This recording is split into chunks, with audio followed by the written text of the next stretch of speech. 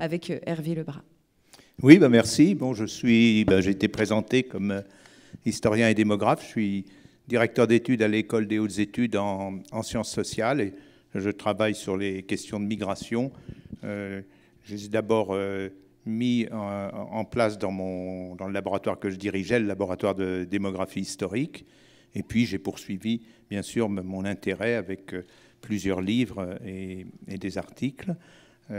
Mon point de vue est forcément plutôt un point de vue historique, c'est-à-dire d'essayer de comprendre comment les migrations se modifient au cours du temps, parce qu'il y a une façon de penser les migrations, particulièrement en France, qui est toujours de les ramener au schéma des années 60-70, c'est-à-dire c'est des gens qui sont plutôt très peu éduqués, voire analphabètes, c'est une force de travail, et à l'époque, on disait au fond, ils sont là temporairement, c'était effectivement un mécanisme qu'on appelait le mécanisme de la Noria, où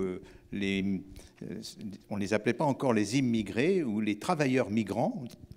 On disait à l'époque, passaient quelques années de travail en France, assez impécules, et puis retournaient. En général, c'était des travailleurs du Maghreb. Or, les choses ont beaucoup changé, les mécanismes de la migration ont beaucoup changé, et en même temps, c'est des mécanismes, on pourrait dire, qui sont des mécanismes très anciens. Simplement, leur nature a évolué. Et parmi ces mécanismes très anciens de la migration, que ce soit d'ailleurs les migrations internes ou externes, c'est les effets de réseau. On migre là où déjà des personnes ont migré, où on a au fond un comité d'accueil. Pour vous donner un exemple, au XIXe siècle, la moitié des migrants européens qui sont allés aux États-Unis avaient un contrat de travail en poche à leur départ. Autrement dit, ils savaient où ils allaient. Et d'ailleurs, une des façons les plus anciennes de caractériser la migration, c'est d'opposer des migrations actives, c'est-à-dire des personnes qui partent et qui vont à l'aventure, qui sont plutôt rares, et puis des migrations passives où on rejoint un milieu où déjà on a un certain nombre d'informations et en général une possibilité de travail. Alors ça reste complètement vrai. Je vais juste prendre un exemple qui m'a occupé ces derniers temps. J'ai fait un chapitre de livre là-dessus. C'est à la suite du grand succès d'un livre d'un journaliste anglais, mais qui a beaucoup travaillé en Afrique de l'Ouest, Stephen Smith. Et le titre de son livre, c'est « La ruée vers l'Europe ».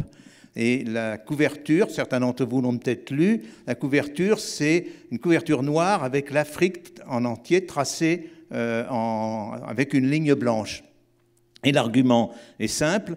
D'après les prévisions moyennes des Nations Unies, le continent africain devrait voir augmenter de un peu plus d'1 milliard d'habitants dans les 30 années à venir, et comme c'est très pauvre, ce milliard d'habitants va se déverser, ruer, dit Stephen Smith, vers l'Europe.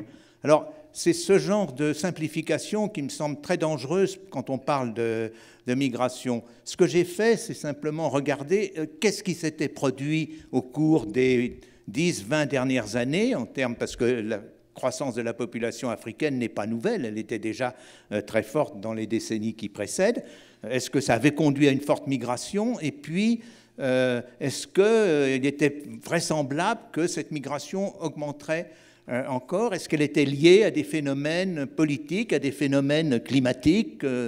Et quand on prend, alors j'ai pris pays par pays, puis j'ai regardé combien de personnes de chacun de ces pays avaient migré, notamment au cours des 10 dernières années en France et puis en Europe, puis dans le reste du monde. On a des données assez satisfaisantes et on a une très grande surprise quand on regarde cela. On ne peut pas dire qu'il y ait une migration africaine en général. Le pays qui migre, qui a la plus forte proportion de ses habitants qui migrent vers la France, le pays africain, c'est la Tunisie. C'est le pays où la croissance démographique est la plus faible. Le pays où la croissance démographique est la plus forte en Afrique actuellement, c'est le Niger. Au Niger, les femmes ont, d'après les derniers calculs de l'ONU, 7,3 enfants par femme. D'ailleurs, j'attire votre attention sur ce fait. C'est très beau il y a tout un mouvement pour qu'il y ait moins de naissances en France. Bon, peut-être, simplement, je pense qu'il vaudrait mieux que la question soit moins de naissances au Niger, parce qu'en France, on est à 1,8 et ils sont à 7,3. Alors, en plus de ça, le Niger est l'un des 3 pays les plus pauvres de la planète. Donc, logiquement, c'est du Niger que devrait venir une grande partie de la migration africaine. C'est eux qui sont, au fond, les plus touchés par, y compris les phénomènes climatiques, puisqu'il y a des phénomènes de désertification assez complexes avec des avancées et des reculs, mais enfin, il y a eu de la désertification. Pour vous donner un chiffre, actuellement, il y a 22 millions d'habitants au Niger. Il y en aura, d'après l'ONU, dans la prévision moyenne, 70 millions en 2050, plus que d'Allemands. Hein. C'est 2050, ça ne veut pas dire que ça se réalisera, bien sûr. Donc, ça paraît évident qu'ils ne vont pas tenir dans ce territoire qui a déjà pauvre en ressources, qui est quand même assez largement un territoire désertique et sahélien. Donc, est-ce que ça a déjà commencé? Eh bien, quand on regarde les chiffres, au cours des 10 dernières années, la population du Niger a augmenté de 8 millions d'habitants.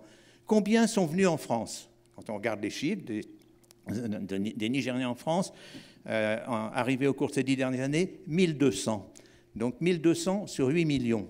Autrement dit, la pression des questions à la fois climatiques, économiques, n'a pas joué. Mais inversement, quand vous regardez combien des pays voisins comme le Mali et le Sénégal ont migré vers la France, là, vous avez des chiffres beaucoup plus élevés. Vous êtes de l'ordre de 30 à 50 000 personnes, mais pour une raison simple, c'est que ces migrants rejoignent des migrants qui, depuis longtemps, maintenant, depuis plus de 50 ans, et même parfois avant-guerre, notamment, par exemple, les tirailleurs sénégalais, notamment les marins sénégalais qui étaient engagés sur la marine marchande, ont constitué des noyaux qui se sont agrandis. Tout le monde sait, par exemple, qu'il y a une communauté malienne importante à Montreuil, à l'est de Paris.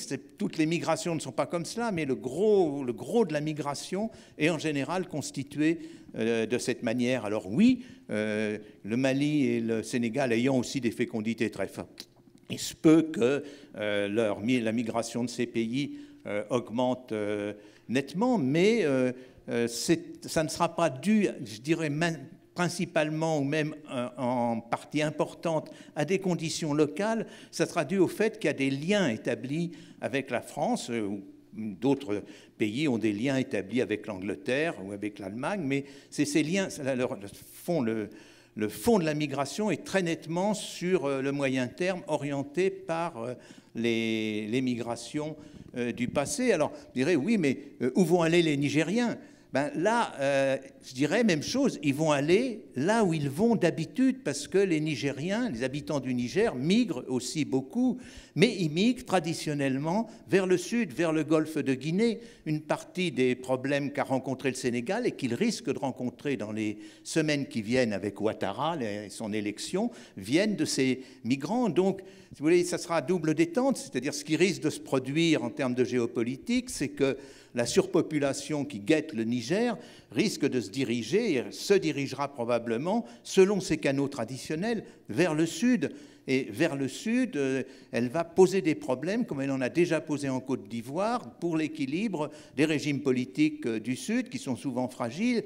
Et à la limite, cette déstabilisation des régimes du sud du golfe de Guinée aura à son tour des conséquences vraisemblablement sur l'Europe, mais la chaîne de conséquences sera orientée de cette manière-là. Si je continuais en Afrique, je dirais, mais par exemple, est-ce que les Africains du Sud, qui sont compris dans les calculs du milliard et qui sont dans le livre de Stephen Smith, est-ce qu'ils migrent vers l'Europe? Non, quand on regarde, ils migrent vers l'Inde et vers la Malaisie. D'ailleurs, l'Afrique du Sud est plus proche de l'Inde, et elle est plus loin de l'Europe que l'Inde n'est loin de l'Europe. Quand on dit ce milliard qui risque de se déverser en Europe, ben, on devrait aussi compter peut-être les 600 millions d'Indiens supplémentaires qui seront plus proches que les Africains du Sud. Est-ce que, prenons un autre pays, le Rwanda. Le Rwanda, c'était une affaire absolument terrible. Est-ce que les migrants du Rwanda sont allés vers l'Europe? Non, il y avait très peu de réseaux. Prenons un dernier exemple, les Rohingyas. Voilà, typiquement, alors ce n'est pas une cause climatique qui les a poussés, c'est une cause politique, c'est du nettoyage ethnique de la part du Myanmar, des Birmans. Mais vous savez qu'actuellement, il y a à peu près 1 300 000 Rohingyas qui s'entassent autour de Cox's Bazar et de Chittagong, dans l'est du Bangladesh, qui ne vont même pas beaucoup plus loin. La frontière entre le Bangladesh et l'Inde est fermée maintenant pas par un mur, mais par des barbelés. J'ai regardé combien de ces Rohingyas avaient demandé un statut de réfugié en France. Au cours des 5 dernières années, il y a eu 10 demandes de réfugiés birmans en France. Sur ces 10, je doute qu'il y ait simplement un Rohingya. Je pense que la plupart sont par exemple des intellectuels birmans qui ont été persécutés par le régime des généraux birmans jusqu'à une date récente. Donc il faut bien voir que la pauvreté est une cause de migration, mais à très courte distance. Plus les pays, en plus de cela, se ferment, plus il est difficile pour les migrants d'atteindre l'Europe, et puis même bientôt les États-Unis. Et quelque part, il se passe un mécanisme pervers, c'est que la migration est devenue extrêmement sélective. Quand vous regardez, il y a eu 270 000 cartes d'entrée de séjour qui ont été données en France. Les derniers chiffres sont ceux de 2019. Sur ces 270 000 cartes, quand on regarde le niveau d'éducation de ces nouveaux arrivants, il est un peu supérieur au niveau d'éducation des Français du même âge. Désormais, la migration, ce ne sont plus les pauvres, ce sont ceux qui peuvent migrer, c'est-à-dire ceux qui ont l'argent pour migrer, ceux qui ont ce qu'on appellera le capital culturel, ceux qui ont des relations. Et c'est de plus en plus vrai. Un sociologue, Smeinlacher, a fait une étude sur le camp de Sangatte, qui était le camp qui avait précédé Calais. 55% des personnes qui étaient dans le camp de Sangatte, qui étaient donc souvent des Afghans ou des Syriens, surtout des Afghans à l'époque, qui cherchaient à passer vers l'Angleterre, avaient l'équivalent du bac dans leur pays ou au-delà du bac. Alors bien sûr, sur les écrans de télévision, on les voyait en haillons, on les voyait mal peignés ou tout ce qu'on veut, mais c'était des personnes qui venaient déjà de milieux, au fond, de moyenne ou petite bourgeoisie. Et donc, ils n'avaient pas encore eu le moyen de passer par les filières de la grande bourgeoisie qui, elles, arrivent à entrer facilement dans tous les pays. C'est ça, la nouvelle migration. Et c'est un point, je vais terminer sur cette petite affaire-là par le livre de Stephen Smith par lequel j'ai commencé. Stephen Smith a un point où je trouve il a vu juste, il dit la migration de l'avenir de l'Afrique va aussi augmenter vers l'Europe, mais pour une raison tout à fait différente. C'est parce qu'elle sera le fait de personnes éduquées, et l'éducation a énormément progressé dans l'ensemble de l'Afrique, au nord comme au sud du Sahara. Juste 2 chiffres. En 1970, il y avait 15 000 étudiants au Maroc. L'année dernière, il y avait 950 000 étudiants au Maroc. Ça, c'est des bons candidats pour la migration. Et puis, c'est plus facile pour eux aussi, parce qu'ils peuvent venir en stage, parce qu'ils ont les compétences. Donc, la migration qui va progressivement venir, au fond, va sélectionner les personnes qui ont un certain profil. Et quand on regarde les Syriens, les Allemands ont regardé quel était le niveau d'éducation des Syriens qui sont arrivés. Je dois dire aussi qu'on y reviendra peut-être, ils sont arrivés en Allemagne, mais pas en France. Les Syriens sont, l'année dernière, c'est les 10e demandeurs d'asile en France, bien loin derrière les Géorgiens ou bien les... Bon, donc, si vous voulez, les vraiment pauvres, comme les Rohingyas, immigreront, mais immigrent au voisinage.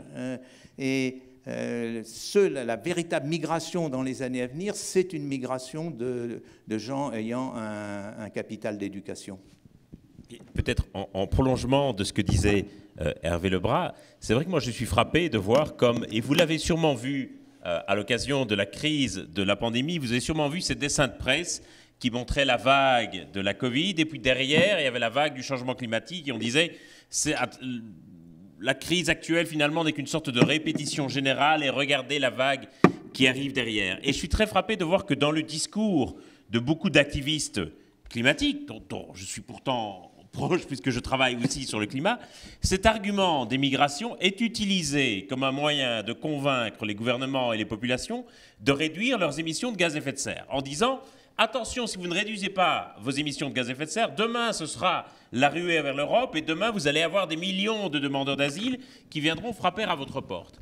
En réalité, cet argument me paraît très dangereux, parce que d'une part, il s'appuie sur des ressorts xénophobes dans la population, en présentant les migrants et les demandeurs d'asile comme une sorte de menace, et donc ce type de discours risque beaucoup de nuire à ceux qui aujourd'hui demandent l'asile et à ceux qui sont migrants aujourd'hui.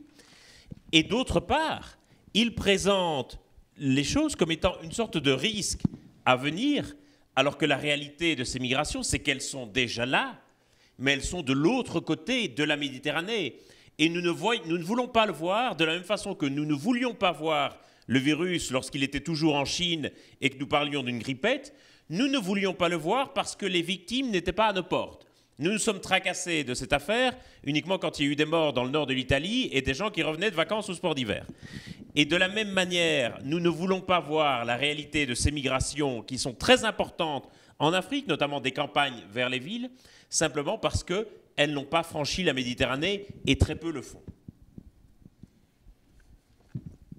Donc là, ce qui est intéressant, c'est que ça bat en brèche plusieurs éléments. Déjà, d'une part, le fait que les migrations sont multiples. Il y a plusieurs facteurs qui expliquent les migrations. On va revenir d'ailleurs sur le point du climat comme étant un facteur de migration ou pas, hein, mais ça sera une des questions. La question des migrants diplômés. Ça, c'est aussi, on a aussi beaucoup de discours, encore plus dans ces temps de crise sanitaire. La question de la crise aussi, quand on parle du changement climatique, est-ce qu'on peut vraiment parler de crise? Parce qu'une crise en elle-même, c'est un moment, en fait, on va régler au bout d'un certain temps, alors qu'en fait, le changement finalement est inhérent au climat.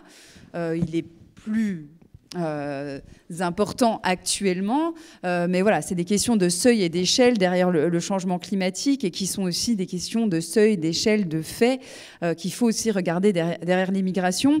Et peut-être cette question du lien entre climat et migration, et puis là je m'adresse à François Gémen, et justement ces travaux sur finalement, ces migrations environnementales, ou en tout cas l'environnement qui est un facteur de migration, puisque depuis très longtemps, en fait, les gens s'adaptent. C'est une stratégie d'adaptation, en fait, de se déplacer.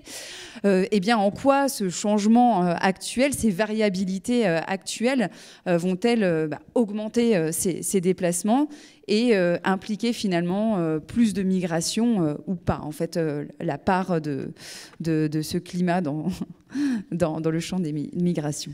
Merci. Alors, 3 éléments de réponse pour essayer d'être succinct et organisé.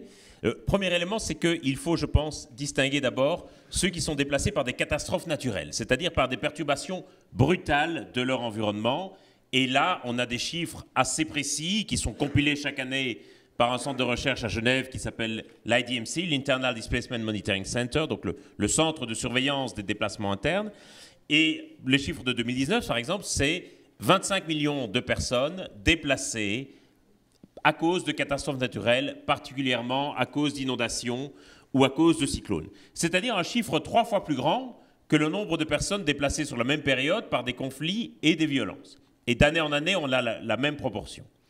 Alors, bien entendu, toutes ces personnes qui sont déplacées ne migrent pas forcément, d'une part, hors de leurs frontières, et surtout ne migrent pas forcément sur du long terme. Une partie peut rentrer chez elle après la catastrophe.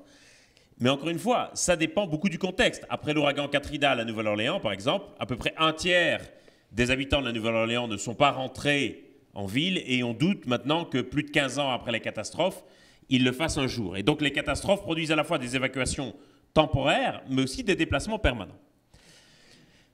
À côté de ces catastrophes, il y a ceux et celles dont le déplacement, dont la migration est influencée par des dégradations plus lentes de l'environnement, qu'il s'agisse de la hausse du niveau des mers, de la dégradation des sols, de la désertification ou encore d'autres types d'impacts. Et là, on va avoir des facteurs de migration qui vont se mêler très étroitement les uns aux autres. En Afrique de l'Ouest, par exemple, j'ai parlé du fait que beaucoup de familles envoyaient un ou plusieurs de leurs fils en ville dans l'espoir qu'ils trouvent un revenu complémentaire parce qu'elles ne parvenaient plus à tirer un revenu suffisant de l'agriculture. En Afrique de l'Est, on voit de nombreuses tensions autour des terres, simplement parce que des populations migrent et essaient de s'accaparer les terres d'autres populations. Et c'est comme ça qu'on a toute une série de foyers de tensions, notamment au Soudan du Sud, au Tchad et dans d'autres endroits. Et donc on voit qu'il y a ce lien très très fort entre les facteurs environnementaux, politiques et économiques. Ce qui veut dire que je ne pense pas qu'il sera jamais possible de fournir une estimation quantifiée du nombre de personnes déplacées aujourd'hui par des impacts du changement climatique ou qui le seront demain. Ce qu'on peut faire par contre, c'est reconnaître l'importance croissante des dégradations de l'environnement et leur influence croissante sur d'autres facteurs de migration, tout en tenant compte, et ça c'est très important, et c'est vraiment un point aveugle pour le moment des politiques publiques et aussi largement de la recherche, des perceptions qu'ont les gens de ces changements. Et on travaille beaucoup à l'Observatoire Hugo sur la manière dont les gens perçoivent les changements de leur environnement, et souvent ces perceptions sont parfois assez irrationnelles et parfois même assez différentes des observations. On a parlé du Niger, on a fait pas mal de recherches au Niger, et par exemple, il y a pas mal de gens qui migrent en disant « oui, il pleut de moins en moins dans ma région », et les relevés pluviométriques montraient qu'en réalité, il pleuvait de plus en plus. Et donc, il y a une sorte d'impression subjective que nous avons aussi. Notre perception de la météo est aussi très très différente d'un individu à l'autre, et qui est aussi influencée par un discours sur le changement climatique. Je raconte juste une toute petite anecdote. Quand j'étais doctorant, j'ai passé une bonne partie de mon travail de terrain à Tuvalu, qui est un tout petit archipel du Pacifique Sud, qui est un des pays les plus menacés par la hausse du niveau des mers. C'était l'époque où je n'avais pas encore ni femme, ni enfant, ni étudiant qui m'envoyait 10 emails par jour, et où je pouvais aller passer de longs mois isolé. Et je me souviens que les habitants étaient très concernés par la hausse du niveau de la mer. Mais pourtant, elle n'était pas visible. Et les habitants disaient tous oui, on n'avait pas du tout de problème d'inondation et de hausse du niveau de la mer. Et puis, des scientifiques australiens sont arrivés pour mesurer la hausse du niveau de la mer. Et c'est à partir de ce moment-là que les problèmes ont commencé. À partir de ce moment-là, on a eu des tas de problèmes d'inondation. Et donc, la perception est très importante. Et souvent, les gens fondent leur décision de migrer ou de rester sur, évidemment, la question de la perception. Troisième point, pour conclure, comment est-ce que ça va évoluer à l'avenir ? Un grand enjeu, ça va être de savoir si on respecte ou pas les objectifs de l'accord de Paris. Si on ne respecte pas ces objectifs, il y a un risque important que certaines zones du monde deviennent inhabitables, soit parce qu'il y fera trop chaud, soit parce qu'elles sont inondées en permanence. Et il faudra à ce moment-là envisager des déplacements, parfois planifiés, de populations à l'intérieur des pays, voire même parfois au-delà des frontières. Et donc là, on va avoir quelque chose qui va se modifier radicalement, ça va être que la capacité de décision des gens va être considérablement limitée. On voit souvent le changement climatique comme quelque chose qui va amplifier les flux migratoires. Je pense que son principal effet, ça va être de réduire ce qu'on appelle en anglais l'agency, c'est-à-dire la capacité de décision des gens, la maîtrise qu'ils ont sur leurs propres décisions, quant à savoir s'ils vont migrer ou pas. Un risque, paradoxalement, c'est que de plus en plus de gens se retrouvent immobiles, c'est-à-dire se retrouvent incapables de se déplacer parce que leurs revenus se seront tellement réduits qu'ils n'auront plus les ressources pour envisager une migration. Et comme on l'a dit, la migration, c'est quelque chose qui coûte très cher et qui est réservé à une élite. Et il y aura aussi de plus en plus de personnes qui seront déplacées de gré ou de force par leur gouvernement. Vous aurez peut-être vu l'année dernière le gouvernement indonésien qui a décidé de déplacer sa capitale Jakarta de l'île de Java vers l'île de Bornéo. C'est quelque chose qu'on observe de plus en plus dans les pays en développement des gouvernements qui vont déplacer préventivement certaines de leurs populations. Oui, juste, non, sur beaucoup de points, je suis d'accord. C'est toujours très problématique de mêler les questions d'opinion et les questions, je ne dirais pas de réalité, les questions de fait, de ce qu'on peut observer, mesurer de façon, au fond, relativement objective. Je vais juste en donner un exemple qui est en dehors des migrations, mais un de mes ouvrages précédents, qui maintenant sonne mal comme titre dans la période actuelle, c'était « Se sentir mal dans une France qui va bien ». Voilà le titre. Et je montrais que par rapport aux autres pays européens, les opinions des Français sont très décalées par rapport aux faits. Il y a des enquêtes qui s'appellent les Eurobaromètres, qui posent les mêmes questions dans les 28 pays, à l'époque c'était 28, de l'Europe. Et il y a par exemple une question, êtes-vous satisfait des prestations sociales de votre pays? Des 28 pays d'Europe, les Français sont ceux qui sont les moins satisfaits, dont l'opinion est la plus négative pour les prestations sociales qui sont distribuées par leur pays. Or, comme vous le savez sans doute, la France est le pays qui consacre la plus forte proportion des 28 pays d'Europe maintenant de son revenu national, de son PIB, aux prestations, aux différents types de prestations sociales. Donc l'écart est très fort souvent entre les opinions et la réalité.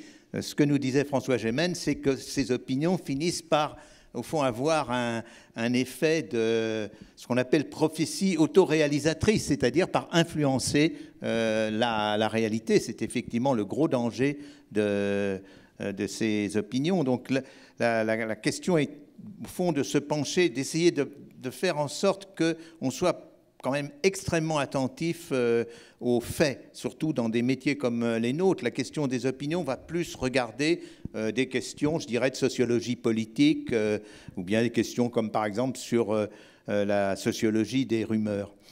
Sur un second point sur lequel je voulais dire un mot, c'est il y a une autre très grande différence dans les migrations, et François Gémen y a fait allusion, c'est quelle est la distance parcourue et surtout quelle est la différence entre la migration interne et la migration externe, c'est-à-dire est-ce qu'on migre à l'intérieur d'un pays, au voisinage de l'endroit dont on part, ou bien est-ce qu'on franchit une frontière? C'est tout à fait différent. Les logiques sont souvent tout à fait différentes. Prenons par exemple, il était question de l'ouragan de Katrina. Alors, on a beaucoup de chiffres sur ce qui s'est passé après Katrina. Il y a des chiffres intéressants qui montrent que la population de la Nouvelle-Orléans avait commencé à décliner déjà depuis une quinzaine d'années et que quand on prolonge, alors il y a eu le trou créé par Katrina, mais quand on prolonge l'évolution, on retombe sur le chiffre actuel. Au fond, il y a eu cette crise a été en quelque sorte récupérée, mais elle n'a pas été récupérée avec les mêmes. Vous avez tout à fait raison de dire qu'un certain nombre d'habitants ne sont pas revenus. Ils ne sont pas allés très loin. Ils sont allés s'installer en Alabama, Kentucky. Ils sont allés justement, c'est ça la migration interne. Et ils ont été remplacés assez largement par des migrants qui sont des hispaniques, parce qu'ils sont plus souvent dans la construction, donc dans la reconstruction. Donc on a eu, au fond, la catastrophe a créé un changement, un remodelage de la population, mais de façon relativement localisée. Et j'ai l'impression que dans les quelques cas que j'avais étudiés, les migrations climatiques sont essentiellement de ce type-là. Alors, bien sûr, sauf le cas des îles, où il n'y a pas moyen d'aller très loin quand on est sur une île. Et les pauvres habitants de Tuvalu, je crois qu'ils seront obligés d'aller en Australie si ça continue. Mais si on prend le cas de Katrina, c'est autour. Si on prend le cas des migrants qui ont été chassés à un moment donné de leur foyer au sud du Bangladesh ou bien dans la vallée du Mékong, ils ont fait de courtes distances. À nouveau, parce que ceux qui sont chassés, c'est souvent, et la plupart du temps, des paysans pauvres qui n'ont pas des ressources pour aller très loin. Ils vont à la ville voisine. On a remarqué que s'ils sont s'ils ont des possessions, s'ils ont quelques droits, ils cherchent à revenir. Et puis si c'est du prolétariat rural, alors là, ils restent, ils accroissent justement la croissance urbaine de ces pays du tiers-monde. Donc il y a, au fond, la question, il me semble, climatique est surtout une question importante au niveau des migrations internes. Peut-être qu'à terme, elle va poser des questions au niveau des migrations externes, mais actuellement, au niveau des migrations externes, je crois qu'elle a un rôle tout à fait négligeable. Alors on peut bien sûr, en remontant de proche en proche, dire bon, il y a des questions d'environnement qui sont à la source de décisions de départ, mais c'est compliqué de remonter. Il y a le grand linguiste genevois de Saussure commençait par son cours de linguistique par cette phrase « Méfions-nous du démon des origines ». Ce n'est pas si facile de trouver les origines. Non, juste sur la situation de la Nouvelle-Orléans, qui est un autre de mes terrains de thèse, je pouvais passer beaucoup de temps à l'étranger. Effectivement, ce qui est intéressant, c'est de voir comment la population latino, qui sont essentiellement des gens venus d'Amérique centrale pour aider à la reconstruction et pour reconstruire les maisons, et il y avait tellement de travail que ces gens ont fini par rester, de la même manière que les travailleurs migrants sont restés dans la France des années 50 et 60.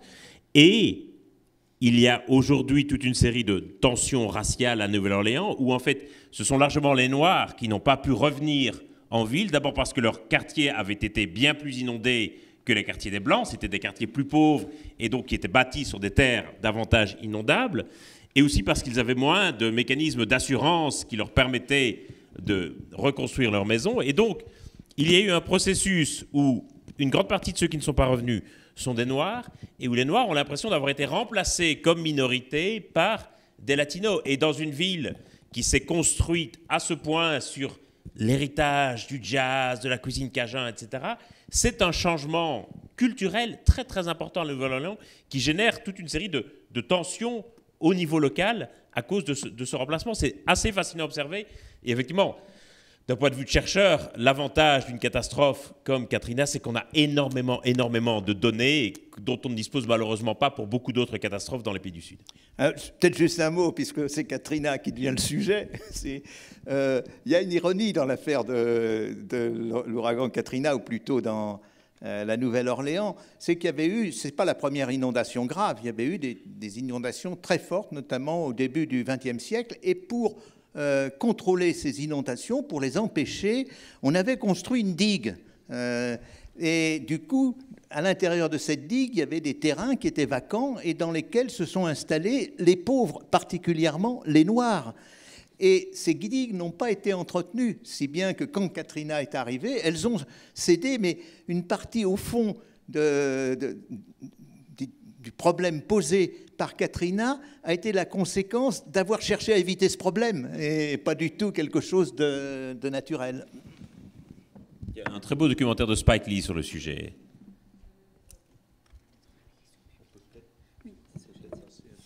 Oui.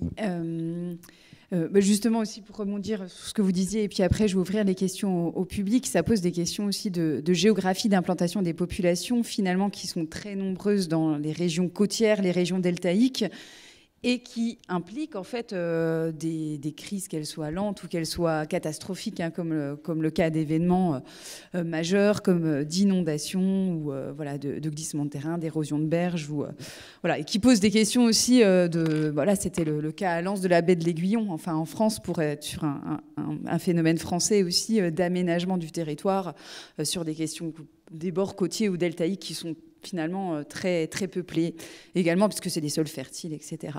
Je vais vous inviter en fait à venir poser des questions. Donc il n'y a pas de micro qui circule pour vous, mais si vous avez des questions, alors je vous invite soit à vous lever et parler très fort pour pouvoir poser les questions à nos intervenants, ou sinon venir juste devant, je peux vous passer mon micro et puis comme ça vous pourrez poser les questions, puisqu'il nous reste voilà, un quart d'heure, 20 minutes pour pouvoir discuter avec vous et puis alimenter le débat. Oui. Alors, soit vous parlez très fort et on vous entend, soit vous venez... Comment ? Je vais essayer. Très bien, merci. Sinon, je pourrais répéter au pire.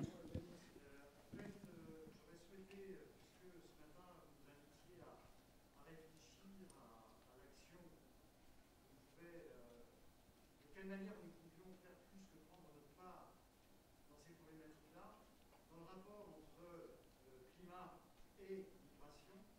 Je me posais la question de la façon dont le débat prend tournure en France, justement sur ces questions migratoires, notamment à travers certaines réflexions récentes sur les mineurs migrants. Je me demandais comment, en tant que politique, en tant qu'universitaire, vous pensiez qu'il était possible de mener une action particulière face à la tournure que prend ce débat en France et qui réclame certainement une réflexion urgente sur le type d'action qu'il est possible de mener. J'imagine que vous faites référence aux déclarations qui ont été proférées par un éditorialiste identitaire sur une chaîne rivale de BFM il y a quelques jours. Il y a effectivement, je suis effrayé de la manière dont ce type de déclaration outrancière se libère complètement aujourd'hui dans l'espace public.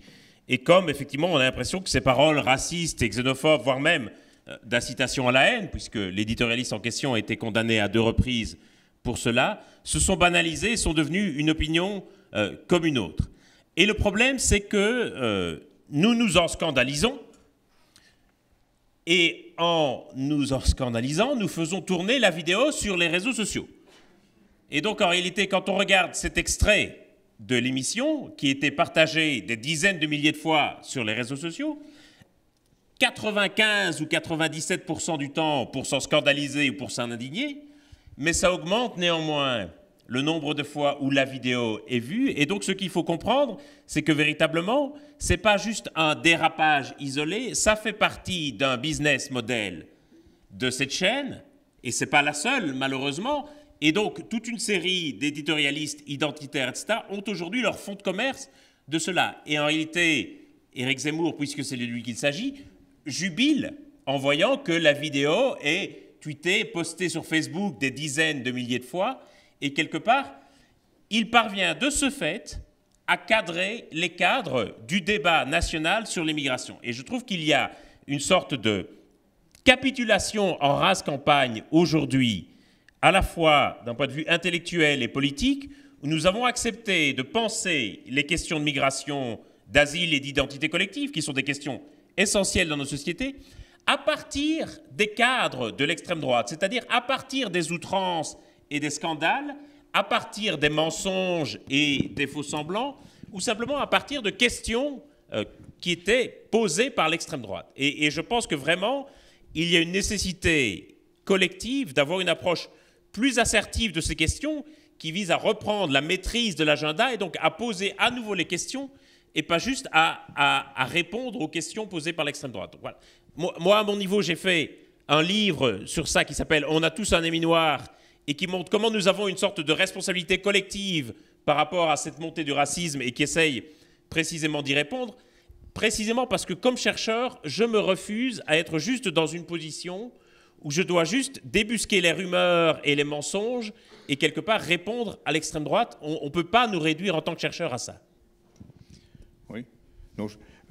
Peut-être aussi pour ajouter quelque chose, et puisque vous avez parlé des mineurs non accompagnés, c'est effectivement un problème, mais je dirais, il y a peut-être une première distinction à faire, c'est la question de, au fond, question qui avait été posée, on l'a beaucoup critiquée, mais à mon avis plutôt à juste titre par Rocard, il y a assez longtemps, quand vous vous souvenez, il avait dit on ne peut pas accueillir toute la misère du monde, mais on coupe toujours la seconde partie, il avait dit, mais nous devons prendre notre part dans cette acceptation. Donc je pense qu'à partir du moment, pour répondre à votre question, où ces jeunes sont là en France, on doit s'en occuper. Ce que font les gens dans la vallée de la Roya, c'est je trouve tout à fait remarquable, c'est des humains comme nous. En revanche, la question d'accueillir toute la misère du monde, je crois que non, et c'est là que il y a peut-être un travail à faire qui n'est pas simplement face au dérapage de la droite ou de l'extrême droite, mais qui est par rapport aussi à la gauche. Il faut reconnaître que si on prend l'ensemble des migrations actuelles dans le cas de la France, mais c'est assez semblable dans des pays similaires. La part importante de la migration en France, c'est le chiffre que j'ai donné, c'est 270 000 cartes de séjour qui sont officiellement données avec des motifs tout à fait reconnus, qui sont classés, que ce soit le regroupement familial, qui est d'ailleurs un terme inexact, parce que pour la plus grande partie, ce regroupement familial, c'est du regroupement qui s'appelle famille de Français, c'est-à-dire c'est une personne qui est étrangère, mais qui a de la famille française en France. Particulièrement, c'est les couples mixtes. S'opposer au regroupement familial, en clair, ça veut dire, plutôt pas en clair, en masqué, c'est le cas de le dire, ça veut dire s'opposer aux unions mixtes. C'est le cas. Donc ça, c'est le gros paquet. Et puis vous avez, dans les années récentes, jusqu'à présent, c'était à peu près 50 000 demandes d'asile. C'est monté avec la crise, il faut voir aussi le détail, à 110 000, mais c'est déjà nettement moins. Et puis quant aux migrants, aux jeunes non accompagnés parmi ces demandes d'asile, c'est encore une proportion qui est beaucoup plus faible. Elle n'est pas négligeable, mais il faut quand même avoir l'idée de ces ordres de grandeur. Et je crois qu'un des problèmes de la société française et de l'opinion française, c'est quand même à propos de ces questions de demande d'asile, parce que c'est clair, vous aviez raison de dire que les causes sont mélangées, qu'il y a à la fois de la demande d'asile, qu'il y a à la fois de la recherche de travail. Mais clairement, la recherche de travail est importante dans les 110 000 demandes d'asile. Il ne faut pas non plus là se masquer la réalité. J'ai fait dans un livre que je publierai bientôt, j'ai regardé simplement quel était le nombre de demandes d'asile mois par mois vers l'Europe de la part de différentes nationalités. Donc on voit les demandes d'asile de Syriens qui sont à un petit niveau avant 2000, à peu près 2015, et puis elles montent à toute vitesse et elles atteignent plus de 200 000 par mois. Mais en même temps, quand on regarde les demandes d'asile à partir du Nigeria, par exemple, elles suivent avec 3 mois de décalage à peu près la même montée. Elles sont multipliées par 6. Or, il ne s'est rien passé. Il n'y a pas eu de guerre du Nigeria différente, aussi forte que la guerre de Syrie. Il y a des troubles au Nigeria très graves, mais ils n'ont pas augmenté subitement.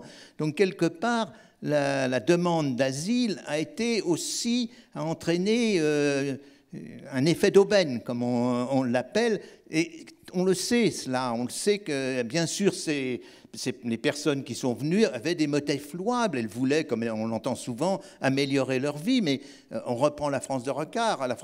On ne peut pas, la France ne peut pas, ni l'Europe, accueillir tous ceux qui veulent améliorer leur vie. Ça serait formidable, mais là, ce n'est pas de l'ordre du possible. Et donc, il y a quelque chose ce n'est pas tellement les migrations, les 270 000 qui posent problème, c'est, je crois, la définition de l'asile. L'asile, si on fait l'histoire de l'asile, c'est assez compliqué. Les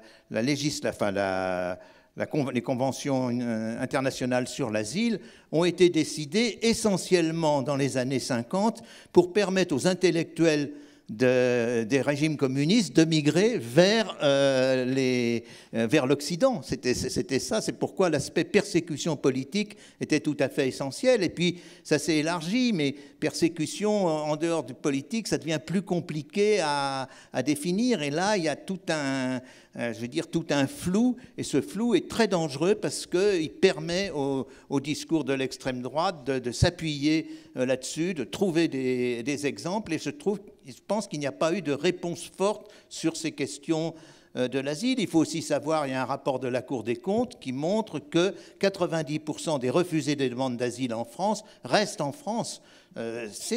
On peut dire oui, il faut qu'il reste et tout, c'est bien qu'il reste, il y a des cas, etc. Humainement, bien sûr, mais à un niveau plus large, c'est très problématique. C'est pas une réponse. Ça ne sert pas à grand-chose de faire qu'il y ait cette OFPRA qui fonctionne très bien. Les demandes d'asile sont très très bien documentées, analysées. Surtout à l'époque de Pascal Brice qui a dirigé l'OFPRA pendant 4 ou 5 ans. C'est un magnifique travail.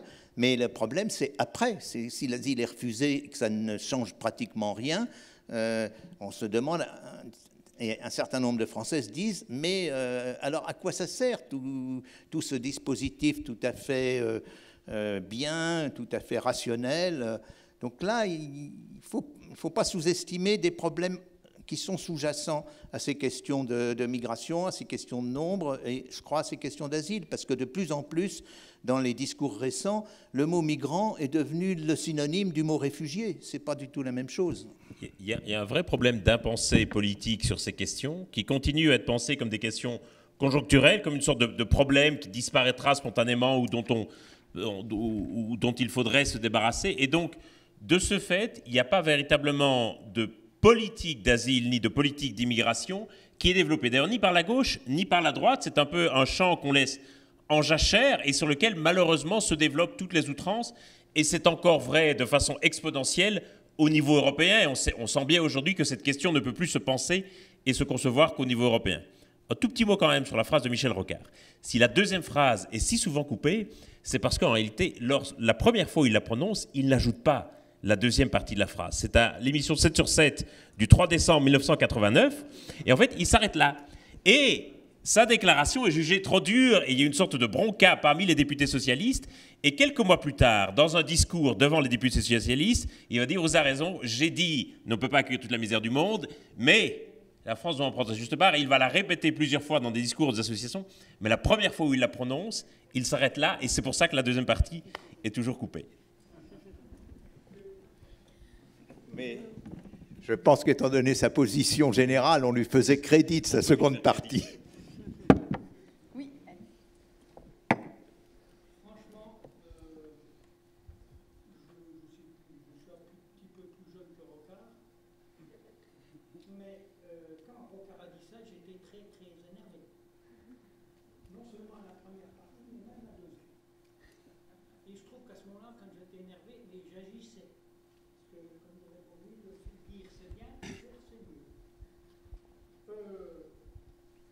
Très franchement, il est inadmissible qu'on ne connaisse pas ces chiffres et qu'on ne les réponde pas, à savoir que les migrants sont en pourcentage pas plus important qu'il y a 20 ou 30 ans, voire peut-être même 40.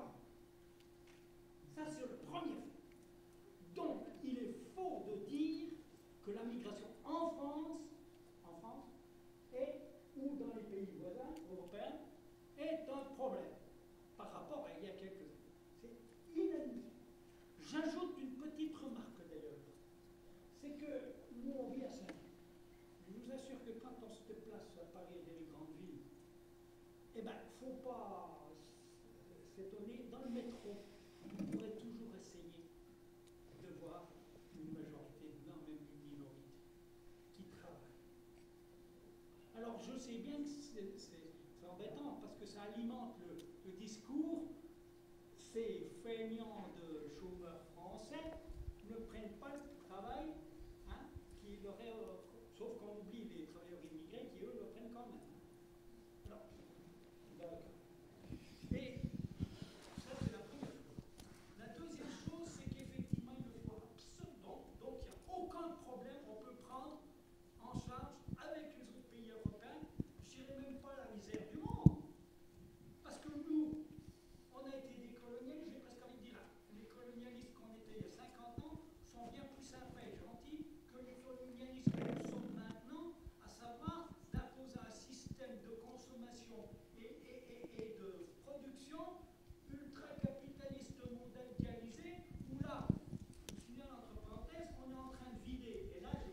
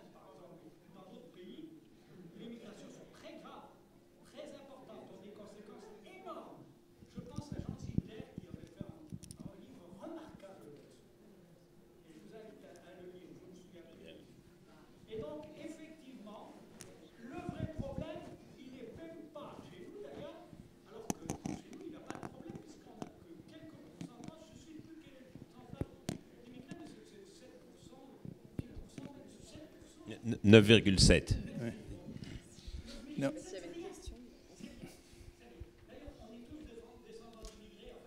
Alors,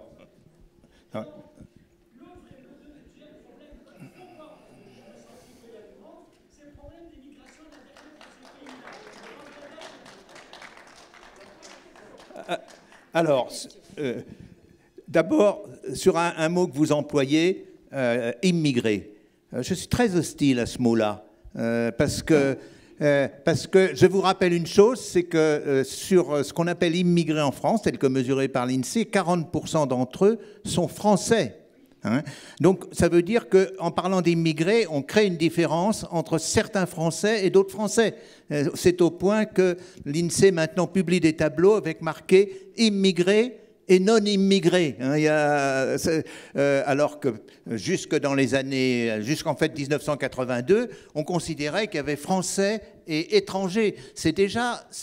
Fait parler d'immigrés, c'est déjà un recul par rapport à ce qu'est la République, si vous voulez. À partir du moment... Non, mais c'est très important. Ça vous montre comment le vocabulaire dérive, c'est-à-dire qu'on est en train d'immigrer. Quelle est la définition de l'immigré en France? C'est né étranger à l'étranger. Donc on vous fait dépendre votre situation de votre nationalité à la naissance, chose à laquelle vous ne pouvez rien. Vous pouvez pas la changer. Par contre, si vous êtes étranger, vous pouvez devenir français. Autrement dit, c'est pratiquement nature contre culture. C'est un point, non, j'insiste, très important. Alors sur le point que vous avez soulevé, qui est la proportion des étrangers en France, parce que c'est ça qui m'intéresse. Effectivement, il faut le répéter, le nombre d'étrangers la proportion d'étrangers en France a relativement peu augmenté. On est au niveau actuellement avec 6,5% au niveau où on était en 1931. Donc là, vous avez absolument raison et vous avez tout à fait raison de le remarquer. Sur le colonialisme, et là je dirais qu'un mot, non, là je ne suis pas d'accord avec vous. Quand on voit les récits de ce qui s'est passé sous le colonialisme, à commencer, et pas simplement en France, regardez ce qui ressort actuellement avec l'ancien Congo belge, le Zaïre, le colonialisme a souvent été une chose épouvantable. Donc bien sûr que ce n'est pas bien les appels à la consommation que vous soulignez, on peut bien sûr en discuter, mais là, la comparaison ne passe pas, là je ne suis absolument pas d'accord. Il est utile de rappeler aussi que le pourcentage de la population mondiale qui est migrante, c'est-à-dire autour de 3%, est remarquablement stable depuis la fin de la Seconde Guerre mondiale et était beaucoup plus élevé avant, notamment dans l'entre-deux-guerres, où il a atteint certaines années 10%. Donc on migrait beaucoup plus avant qu'on ne le fait aujourd'hui. Et l'Afrique est un des continents qui migre le moins, avec un taux d'émigration de 2,8%. Oui, peut-être une dernière question, et puis après... Je voulais faire une petite remarque, à savoir, je m'occupe de donner des cours aux étrangers, des cours de français aux étrangers, et j'étais très étonnée en fait quand je suis arrivée, parce qu'en fait il y a beaucoup plus de gens qui viennent des ex-pays de l'Est, d'Arménie, d'Azerbaïdjan, de tous ces pays-là, que d'Africains. Oui, donc vous avez tout à fait raison, mais il y a une raison qui est assez simple, c'est qu'en Europe, quand on regarde pays par pays, une grande partie de l'immigration, encore actuellement, provient justement des anciennes colonies, donc de personnes, les Maghrébins qui arrivent en France, d'autant plus que, comme je l'ai dit, ils sont maintenant nettement plus, ils ont nettement plus de diplômes qu'ils n'en avaient dans les années 60. Ils parlent bien français, ils n'ont pas ce besoin. Et puis, pour une autre raison, dans ce que vous dites, c'est que les migrations européennes vers la France ont augmenté assez rapidement dans les années récentes. C'est d'ailleurs même pas simplement les migrations de personnes de l'Union européenne, mais les nationalités que vous citez. Par exemple, la Géorgie, maintenant, est en tête des demandes d'asile l'année dernière en France. Les migrations d'Afrique subsaharienne vers la France, c'est 13% des migrations en France.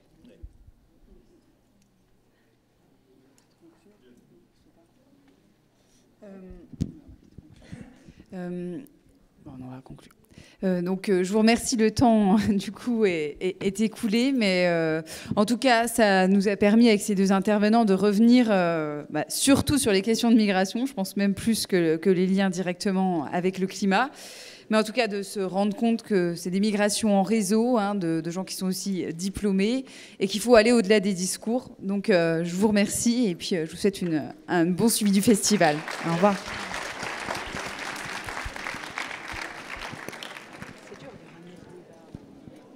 Oui, c'est-à-dire que les gens sont tellement préoccupés par ces questions d'asile et de migration. Ouais. J'observe ça depuis 2 ou 3 ans. C'est systématiquement, ils posent des questions. la salade et puis maintenant ils confondent